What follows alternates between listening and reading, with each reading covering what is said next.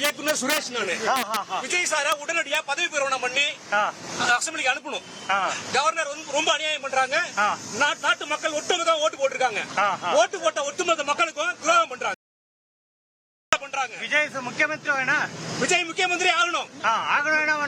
అதாவது மக்கள் முடிவு చేశారు. மக்கள் బ్రహ్మాండంగా முடிவு చేశారు.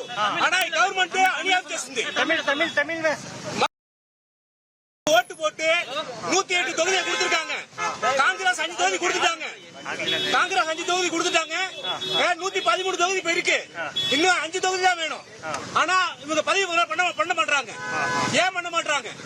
இதே மாதிரி கலைஞர் ஒரு தடவை கம்மியா இருந்தப்போ கலைஞர் வந்து பதவி பிரமாணம் பண்ணாங்க அந்த கவர்மெண்ட், அந்த கவர்னர். ஆனா விஜய் சாருக்கு அநியாயம் கொடுக்கறாங்க. விஜய் சாருக்கு உடனடியா விஜய் சார முதல்வர் ஆக்கணும்.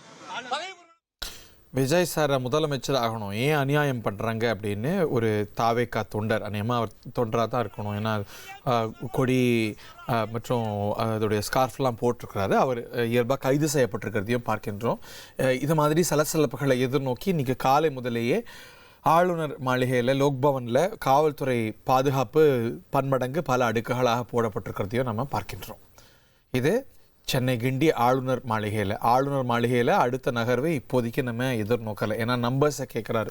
118 வாங்க, அப்புறம் பார்க்கலாம் அப்படின்னு ஆளுநர் சொல்லி அதில் உறுதியாக நிலை நிற்கிறாரு. மற்ற கட்சிகள் வேறு நிலைப்பாடுகள் எடுக்கிறாங்க.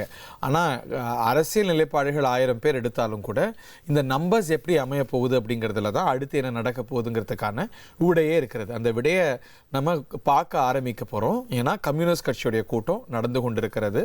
1,28,00,000 மனங்களை வென்ற தந்தி டிவி யூடியூப் சேனல். தவிர்க்க முடியாத தம்ப்நெயில், கலக்கலான கான்டென்ட்ஸ். நீங்களும் இந்த குடும்பத்தில் இணைய இப்பவே சப்ஸ்கிரைப் பண்ணுங்க. அசுரபலம் கொண்ட எங்கள் டிஜிட்டல் கரங்களில் உங்கள் விளம்பரங்களை சேர்க்க வாட்ஸ்அப் பண்ணுங்க. 8939888838. Email advtthanditv@dttv.in.